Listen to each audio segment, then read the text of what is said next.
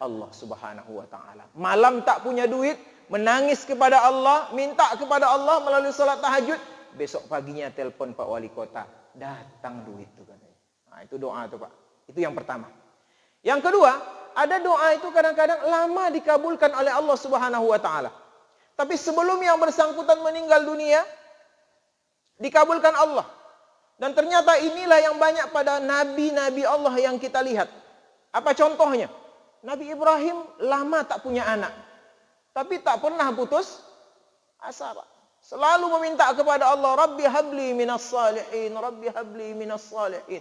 Tak pernah jemu untuk berdoa. Tak pernah merasa curiga sedikit pun kepada Allah. Mengapa Allah belum kabulkan saat ini?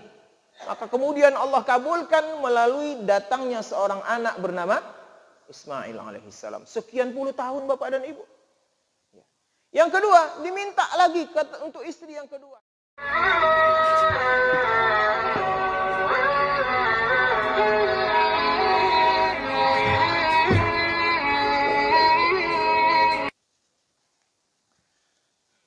Assalamualaikum warahmatullahi wabarakatuh. Bismillahirrahmanirrahim. Alhamdulillahi rabbil alamin. Wassalatu wassalamu ala asyrafil mursalin wa ala alihi wa ashabihi ajma'in.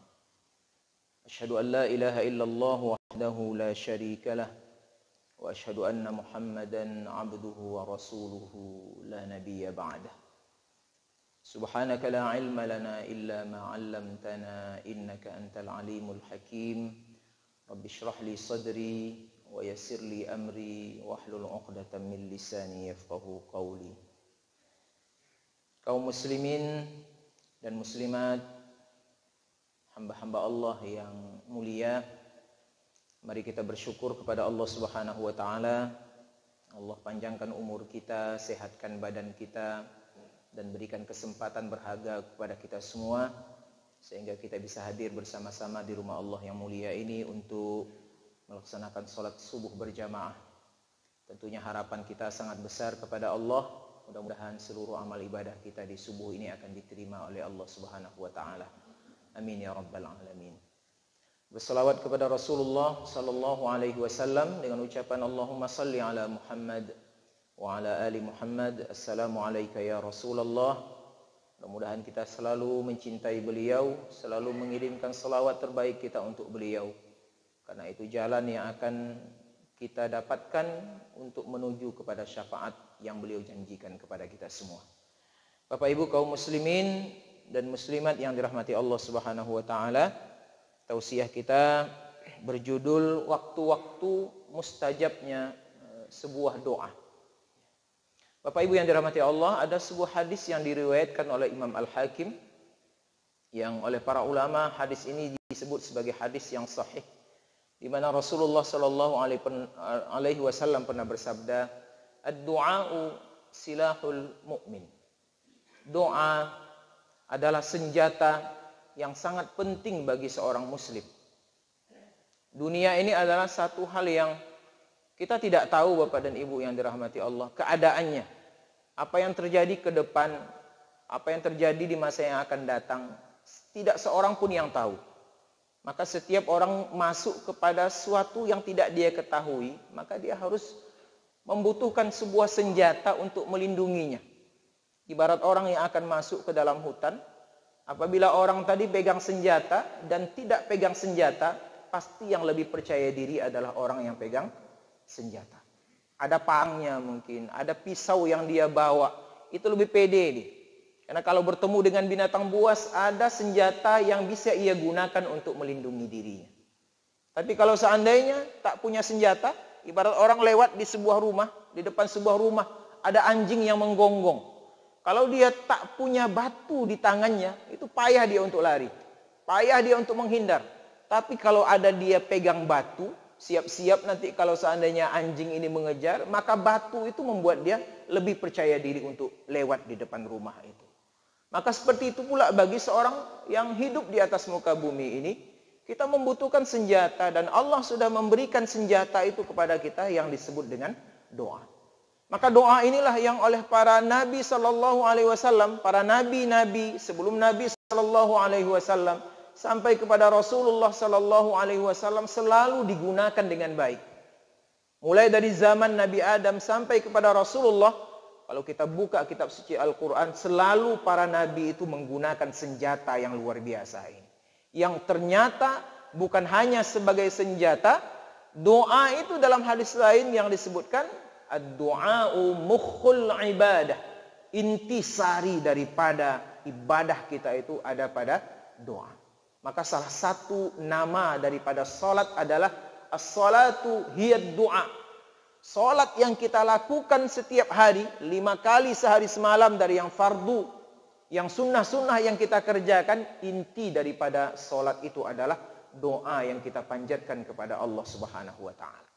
Maka Bapak Ibu yang dirahmati Allah, para ulama membagi doa ini 3. Ini agar kita optimis selalu dalam berdoa dan tidak merasa kecewa dengan doa yang selalu kita panjatkan kepada Allah. Yang pertama, ada doa yang cepat dikabulkan. Kalau contohnya mungkin di dalam Quran, bagaimana Nabi Sulaiman memohon kepada Allah agar singgasana Ratu Bilqis dipindahkan pada saat itu juga. Maka Allah kabulkan melalui seorang hambanya, kemudian mengangkat istana itu dari jarak yang sangat jauh, pindah ke tempat Nabi Sulaiman sebelum mata Nabi Sulaiman berkedip. Nah, itu doa. Dan banyak di antara kita hari ini, ada yang berdoa malamnya sholat tahajud. Ya Allah, ini tidak ada lagi duit. Tolong beri aku duit. Tolong berikan aku rizki, ya Allah. Besok tidak ada lagi yang aku makan. Besok pagi Allah kabulkan doanya, Bapak Ibu yang dirahmati Allah. Saya bertemu dengan seorang ustadz, ya, kawan lama. Apa katanya? Saya hanya seorang pengajar ngaji privat. Tapi alhamdulillah bisa bangun rumah. Alhamdulillah anak bisa kuliah semuanya. Apa senjata yang saya dapatkan? Saya tak pernah lupa untuk berdoa kepada Allah Subhanahu wa taala. Malam tak punya duit, menangis kepada Allah, minta kepada Allah melalui salat tahajud. Besok paginya telepon Pak Wali Kota, datang duit itu katanya. Nah, itu doa tuh Pak. Itu yang pertama. Yang kedua, ada doa itu kadang-kadang lama dikabulkan oleh Allah Subhanahu wa taala. Tapi sebelum yang bersangkutan meninggal dunia, dikabulkan Allah. Dan ternyata inilah yang banyak pada nabi-nabi Allah yang kita lihat. Apa contohnya? Nabi Ibrahim lama tak punya anak. Tapi tak pernah putus asa, Pak. Selalu meminta kepada Allah, Rabbi habli minas salihin, Rabbi habli minas salihin. Tak pernah jemu untuk berdoa. Tak pernah merasa curiga sedikit pun kepada Allah. Mengapa Allah belum kabulkan saat ini? Maka kemudian Allah kabulkan melalui datangnya seorang anak bernama Ismail alaihissalam. Sekian puluh tahun Bapak dan Ibu. Yang kedua, diminta lagi untuk istri yang kedua. Dapat lagi Nabi Ishak alaihissalam. Itu berkat doa dari Nabi Ibrahim kepada Allah Subhanahu wa taala, sehingga Allah berikan apa yang dia inginkan sesuai dengan apa yang ada di dalam hatinya. Dapat 2 anak yang soleh. Mengapa Allah lama untuk memberikan kita doa itu kadang-kadang? Salah satu rahasianya kata para ulama adalah Allah senang menengok kita ruku dan sujud setiap malam, Pak. Allah ingin melihat kita selalu berurai air mata meminta kepada Allah. Maka Allah katakan, Udu'uni astajib lakum. Berdoalah kalian kepadaku, kata Allah, pasti aku akan kabulkan. Jadi jangan ada perasaan curiga, jangan ada perasaan yang buruk kepada Allah, karena Allah sudah berjanji, Innallaha la yukhliful mi'ad. Ketika Allah berjanji untuk mengabulkan setiap doa itu, maka apapun doa itu, selama tidak mengandung 2 hal, maka doa itu pasti akan dikabulkan Allah. Apa yang tak boleh kita doakan ketika meminta kepada Allah Subhanahu wa taala? 1, doa untuk dosa. Itu tak bisa itu. Dilarang oleh Nabi SAW. Allah tidak suka orang berdoa untuk dosa. Ya Allah, mudah-mudahan korupsiku lancar ya Allah. Tidak ada ketahuan. Mudah-mudahan surat palsu ini ya Allah yang aku keluarkan di markas besar polisi ini tidak diketahui oleh orang. Untuk Joko Sugiarto Chandra. Tidak boleh itu Bapak Ibu. Ya kan? Penipuan. Ya Allah, aku Palsukan surat waris ini ya Allah. Bukan anak kandung aku sebut sebagai anak kandung. Agar dapat harta warisan. Mudah-mudahan tidak diketahui. Maka doa seperti ini dilarang dan pasti tidak akan dikabulkan oleh Allah Subhanahu wa ta'ala. Tapi yang baik-baik saja Pak. Ya Allah, mudah-mudahan sehatkan badanku. Ya Allah, mudah-mudahan lancar rezekiku. Ya Allah, mudah-mudahan karirku naik. Ya Allah, agar nanti lebih banyak berguna bagi manusia. Doa ini insya Allah akan dikabulkan Allah Subhanahu wa ta'ala. Apalagi yang tidak boleh. Doa untuk memutuskan silaturahmi, kata Rasulullah. Ya Allah, mudah-mudahan tetangga dengan tetangga itu berkelahi terus ya Allah. Maka nanti dia jual tanahnya, saya bisa beli tanah itu murah-murah. Nah, itu tak boleh Pak. Ya Allah, mudah-mudahan anak dan ibu ini dipisahkan. Suami dengan istri ini dipisahkan. Itu tidak boleh berdoa untuk itu. Tapi selain itu kata Rasulullah, mintalah kepada Allah apapun yang engkau inginkan, maka pasti Allah akan kabulkan. Tapi yang kedua tadi mungkin lama terkabulnya. Ya Pak ya. Jangankan kita, Nabi Bapak dan Ibu ketika meminta kepada Allah, ya Allah alihkanlah kiblat ini dari Masjidil Aqsa ke Ka'bah Al-Musyrifah. Ketika Nabi pindah ke kota Madinah, apakah dalam satu malam kemudian dikabulkan Allah? Tidak Pak. Qad nara taqalluba wajhika fis sama. Kami sudah melihat wajahmu tertengadah ke langit, tanganmu terangkat ke langit meminta agar dipindahkan kiblat ini dari Masjidil Aqsa ke Masjidil Haram. Tapi itu baru berlangsung dan dikabulkan Allah sesudah Nabi berdoa selama kurang lebih 17 bulan Bapak Ibu. Baru kemudian turun firman Allah, "Falanuwalliyannaka qiblatan tarda, fawalli wajhaka syatral Masjidil Haram." 17 bulan Bapak dan Ibu. Nabi SAW. Tapi begitu Allah cinta kepada Rasul, menengok sikap Nabi, mengangkat tangannya, mengangkat wajahnya, meminta kepada Allah Subhanahu wa ta'ala. Jadi jangan kita merasa ini doa tidak dikabulkan Allah, tapi Allah senang menengok kita rukuk dan sujud, menangis di dalam sujud kita, kemudian menghibah kepada Allah. Rupanya itu adalah salah satu perbuatan yang sangat dicintai oleh Allah Subhanahu wa ta'ala dari seorang hamba. Kalau tidak dikabulkan juga sampai mati Bapak dan Ibu yang dirahmati Allah, apa yang didapatkan oleh orang yang berdoa? Maka Rasul katakan Allah akan simpan doa itu menjadi sebuah amal ibadah yang nanti Allah akan berikan di akhiratnya akan datang. Maka nanti di akhirat dalam sebuah riwayat dari Nabi SAW disebutkan ada hamba yang terkejut dengan pahala yang demikian banyaknya. Ya Allah, betapa banyaknya pahala ini ya Allah. Aku tak pernah mengerjakan ini. Tak tahu aku apa amal ibadah yang aku kerjakan selama hidup di dunia ini. Maka kemudian Allah mengatakan, inilah pahala doa kamu itu dulu. Rabbana zalamna anfusana, Rabbana la tu'akhidna, Rabbana hablana min azwajina, Rabbana wa atina ma wa'adtana, Rabbana atina fid dunya hasanah. Yang belum aku kabulkan untukmu di dunia, ini pahalanya aku berikan sekarang, kata Allah. Karena tidak ada satu pun dari untaian doamu itu yang tidak aku terima. Semuanya aku dengar, aku simpan, maka ambil pahala ini. Apa kata hamba tadi? Kata Rasulullah SAW, ya Allah, kalau tahulah aku betapa hebatnya pahala doa ini, maka aku ingin jangan sampai doa itu dikabulkan waktu hidup di dunia. Jangan usah dikabulkan lah, tapi sudah berlangsung, sudah berlalu. Maka yang tersisa itulah yang nanti yang akan diberikan Allah Subhanahu wa ta'ala kepada kita. Maka Bapak Ibu yang dirahmati Allah, jangan pernah pesimis di dalam berdoa. Jangan pernah berburuk sangka kepada Allah di dalam berdoa, karena setiap doa yang kita ungkapkan itu pasti akan dikabulkan Allah, cepat atau lambat.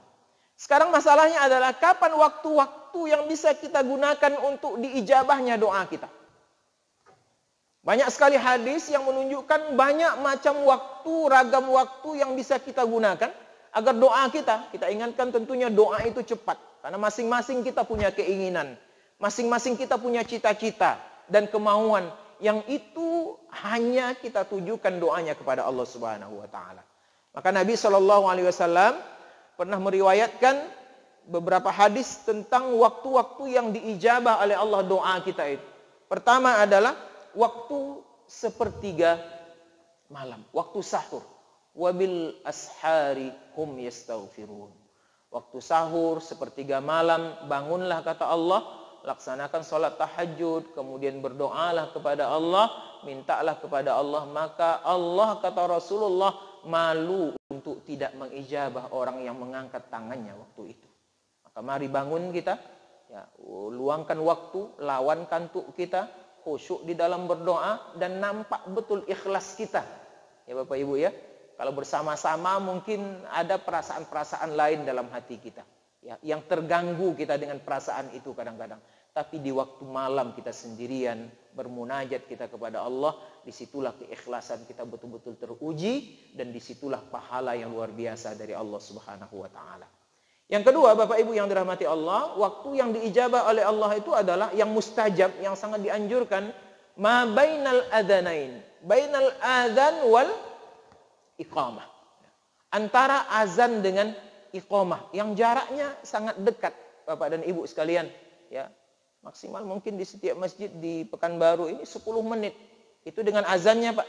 Azannya 3 menit, sisa 7 menit sampai nanti iqamah dikumandangkan oleh muazzin. Maka itu waktu yang sangat mustajab. Ya, gunakan kesempatan itu, angkat tangan kita bermohon kepada Allah Subhanahu wa taala. Mintakan kebaikan dunia akhirat, mintakan kebaikan untuk anak-anak kita, untuk keluarga kita, untuk masyarakat kita, untuk pemimpin kita. Bahkan Imam Ahmad bin Hanbal pernah mengatakan, kalau diberikan satu doa yang mustajab, diberikan Allah, kalau ini berandai-andai, maka doa yang aku panjatkan, kata Imam Ahmad, adalah doa untuk seorang pemimpin, agar ketika memimpin dia betul-betul sesuai dengan apa yang diinginkan Allah. Kenapa? Karena pemimpin yang baik mengakibatkan apa yang ada di bawahnya baik. Kayak Erdogan sekarang tuh Pak, ya kan? Luar biasa itu. Dia lawan seluruh kepentingan untuk menjadikan kembali Hagia Sophia itu menjadi masjid, Pak. Terasa, ya, terasa gairahnya Islam itu. Luar biasa. Tapi kalau pemimpinnya tidak jelas cakapnya, tak jelas sikapnya, disetir di sana sini, tak independen, ya sudah rusak seluruh bangsa ini. Mulai dari atas sampai ke bawah. Kita doakan. Yang berikutnya, yang ketiga, kata Rasulullah SAW, ketika orang sedang dalam keadaan bersujud di dalam sholatnya. Ada sebuah hadis Nabi yang menyebutkan jarak yang paling dekat antara kita dengan Allah adalah ketika seorang hamba itu sujud. Fa'akthiru fihi minad du'a. Maka kemudian perbanyaklah di dalam sujud itu untuk berdoa. Maka siapkan Bapak dan Ibu, sebelum kita sujud ada perencanaan. Ada doa yang akan kita baca. Ada doa yang akan kita ulang-ulang. Jangan teringat ketika di dalam sujud. Ketika kita ingat di dalam sujud itu, kemudian tak hafal doanya, hilang konsentrasi Bapak dan Ibu yang dirahmati Allah. Jadi hafal doa-doa tertentu yang itu bisa kita ungkapkan dalam bahasa Arab. Ya, Rabbana zalamna anfusana, Rabbana innaka man tudkhilin nar faqad akhzaita, Rabbana hab lana min azwajina, dan seterusnya. Baca di dalam salat itu, karena itu jarak yang paling dekat antara kita dengan Allah Subhanahu wa taala. Dan sujud tidak milih-milih orang, Pak. Ya. Kalau kita berdoa di multazam itu pilih-pilih orang dia.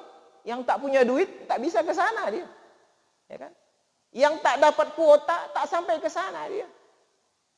Tapi kalau sujud, siapapun dia, laki-laki, perempuan, kaya, miskin, besar, kecil, tua, muda, semuanya diberikan kesempatan oleh Allah untuk berdoa. Jadi lamakan sujud kita, apalagi solat-solat tahajud, solat-solat sunnah kita. Memintalah kepada Allah. Karena itu akan menjadi cara bagi Allah untuk mengabulkan doa kita.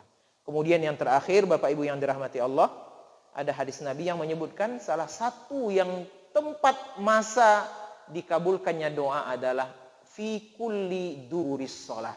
Di akhir setiap sholat. Ya, ada dua penafsiran di sini. Pertama, sebelum salam. Sebelum salam kita, ya fil alamina innaka hamidum majid. Maka Imam Ibnul Qayyim Al-Jauziyah di dalam kitabnya Zadul Ma'ad menyebutkan bahwasanya itu terjadi sebelum salam. Duburis sholat itu, ujung sholat itu sebelum salam. Maka kalau imam lama dia sebelum salam itu dia belum salam-salam juga lagi imam itu. Nah, siap-siapkan doa. Doa yang diajarkan Nabi salah satunya adalah Allahumma inni a'udzubika min azabil qabri wa min azabi jahannam wa min syarri fitnatil mahya wal mamat wa min syarri fitnatil masihid dajjal. Ada juga riwayat yang menyebutkan Allahumma ufirli ma qaddamtu wa ma akhartu wa ma asrartu wa ma a'lantu wa ma anta a'lamu bihi minni antal muqaddimu wa antal muakhir la ilaha illa anta subhanaka inni kuntu minadh dhalimin. Tutup kemudian dengan Rabbana atina fid dunya hasanah wa fil akhirati hasanah wa qina adzabannar. Itu yang pertama. Yang kedua, ada yang mengatakan sesudah salam. Ya Pak ya, sesudah kita berzikir, fa idza qudiyatis shalah fadhkurullaha katsira. Sudah salat, zikir kepada Allah, kemudian bacakan doa. Ada dua, ada doa bersama, ada doa sendiri. Intinya gunakan waktu sesudah salat itu untuk meminta kepada Allah Subhanahu wa taala. Tambah lagi terakhir, paling terakhir, kata Rasulullah, tempat yang masa mustajab itu adalah pada hari Jumat. Ini Pak, hari Jumat kita nih Bapak Ibu yang dirahmati Allah. Ada satu titik kata Rasulullah dari hari Jumat itu di mana ada satu masa yang dikabulkan oleh Allah Subhanahu wa taala. Para ulama kalau kita melihat di tulisan-tulisan mereka itu 40 penafsiran hari Jumat itu kapan itu 40 pendapat para ulama. Tapi yang paling kuat itu menyebutkan ketika khatib duduk di antara dua khutbah, Pak. Berapa lama? Ada ulama yang mengatakan semasa kita membaca surah Al-Ikhlas 1 kali. Qul huwallahu ahad, Allahus samad, lam yalid wa lam yulad wa lam yakul lahu kufuwan ahad. Begitu pendek masa itu, ya, maka disinilah pesan secara tidak langsung, kalau khatib berkhutbah jangan tidur.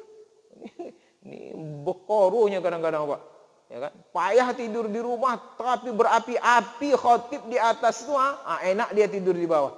Sampai kadang-kadang lupa dia untuk berdoa ketika waktu antara dua khutbah. Maka gunakan kesempatan itu, minta kepada Allah. Inilah masa-masa Bapak Ibu yang dirahmati Allah, di mana Allah Subhanahu wa taala akan mengijabah doa kita. Masa yang harus kita lihat untuk kita bergunakan berdoa kepada Allah Subhanahu wa taala, dan optimislah. Tidak ada doa yang tidak dikabulkan Allah. Yang ada itu doa itu belum dikabulkan oleh Allah Subhanahu wa taala, sehingga kita selalu optimis untuk selalu meminta dan bersandar kepada Allah atas setiap persoalan hidup kita, permasalahan hidup kita. Mengadulah kepada Allah Subhanahu wa taala. Ud'uni astajib lakum, berdoalah kepadaku kata Allah, pasti akan aku kabulkan. Mudah-mudahan bermanfaat Bapak Ibu yang dirahmati Allah. Kalau ada yang mau bertanya, silakan Pak Haji.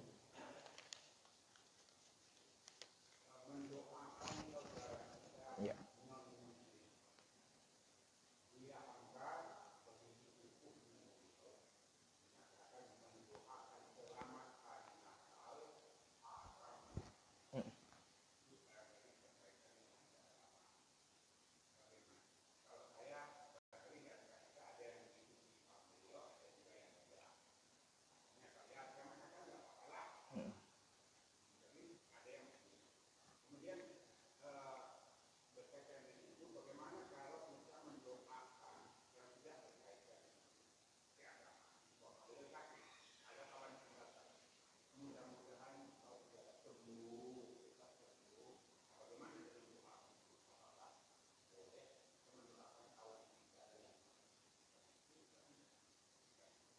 Iya.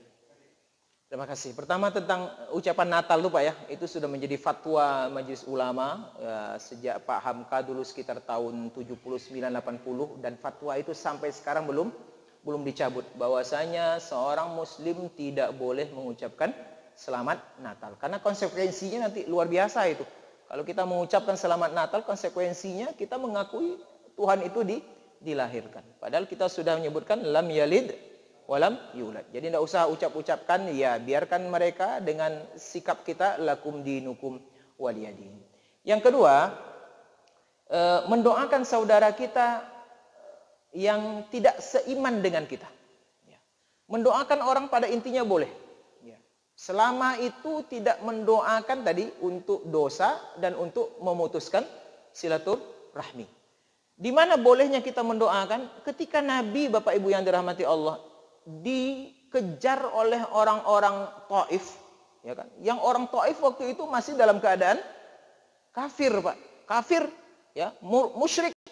Ya, Taif jaraknya kurang lebih 70 kilo dari kota Mekah itu. Nabi berdakwah, Nabi luka, Nabi berdarah karena dilempar, kemudian Nabi duduk di dekat sebuah bukit, di bawah sebuah bukit, kemudian Nabi berdoa, Allahumma hdi qaumi fa innahum la ya'lamun. Ya Allah, berikan hidayah kepada kaumku ini, ya Allah. Jadikan mereka orang-orang yang menerima hidayah, karena mereka berbuat seperti ini karena mereka tidak tahu. Nah, artinya apa? Untuk orang yang tidak beragama Islam, yang tidak sama keyakinannya dengan kita, boleh kita doakan selama untuk meminta mereka agar diberikan hidayah oleh Allah Subhanahu wa taala. Bukan untuk, ya Allah ampunkan dosanya, itu beda Pak ya. Saya meninggal, kita berkunjung ke rumahnya, kita doakan, ini non muslim ini, kita doakan, itu tidak boleh.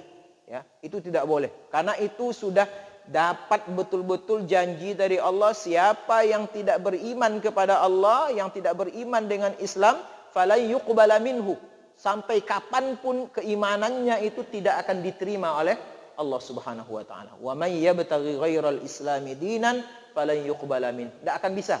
Jadi untuk yang itu minta ampunkan dosanya tidak bisa. Tapi kalau untuk minta sembuh dia, kawan kita, kawan sekantor datang kita doakan, ya Allah sembuhkan badannya. Ya, titipkan mudah-mudahan diberikan hidayah oleh Allah hatinya sehingga nanti keyakinannya menjadi berubah, itu dibolehkan. Sama seperti apa yang didoakan oleh Rasulullah Sallallahu Alaihi Wasallam. Jadi ada perbedaan yang sangat tipis Pak ya. Kalau minta diampunkan dosanya dengan dia dalam keadaan tidak berislam, itu tidak dibolehkan. Tapi untuk mengingatkan dia, mengajak dia untuk percaya kepada Allah, itu dibolehkan karena itu pernah dilakukan oleh Rasulullah Sallallahu Alaihi Wasallam. Saya kira itu ya Pak ya. Oke. Silakan Pak Haji.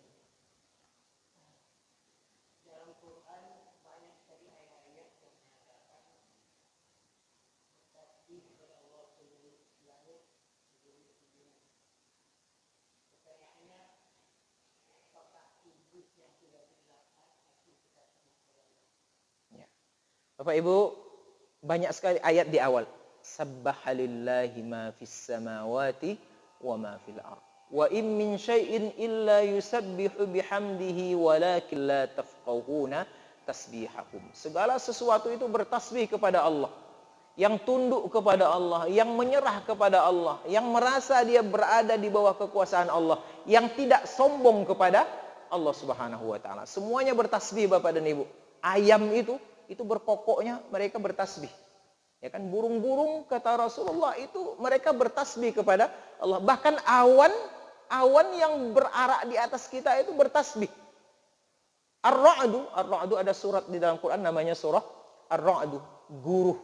Ya Pak ya, guruh itu ketika dia berbunyi di atas kita begitu menakutkan, pada saat itu mereka sedang bertasbih kepada Allah. Walakin la tafqahuna tasbihahum. Tapi Allah tutup telinga kita sehingga kita tidak paham dengan tasbih mereka. Nah, yang paham itu mereka dan yang lebih paham itu adalah Allah Subhanahu wa taala. Jadi pasti itu Bapak dan Ibu. Manusia juga seperti itu. Yang beriman kepada Allah bertasbih mereka, Pak. Kita baca kita ini subhanallah walhamdulillah. Yang tidak beriman, yang kafir-kafir itu, Pak, yang musyrik-musyrik itu tidak ada tasbih mereka, Pak. Begitu juga dengan iblis. Yang bertasbih itu di antara makhluk gaib yang tidak bisa kita lihat itu malaikat. Semuanya bertasbih kepada Allah. Yang kedua, para jin. Para jin ini bagi dua pula.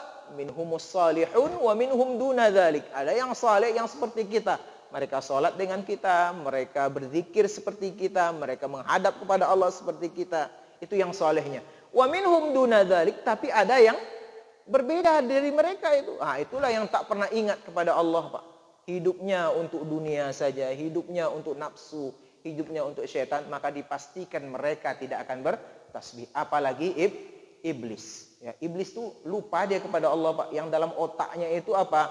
La amla anna jahannama minal jinnati wan nasi ajmain. Janjinya kepada Allah, saya akan buat manusia dan jin itu menjadi pengikut-pengikutku untuk masuk ke dalam api neraka jahanam, Pak. Jadi tidak akan ada dalam ikatan mereka itu, karena sudah pasti bertasbih atau tidak, sudah pasti akan dimasukkan Allah ke dalam neraka. Jadi tidak akan bertasbih mereka kepada Allah, tapi mereka menggelincirkan kita, menggoda kita agar bersama mereka di dalam neraka.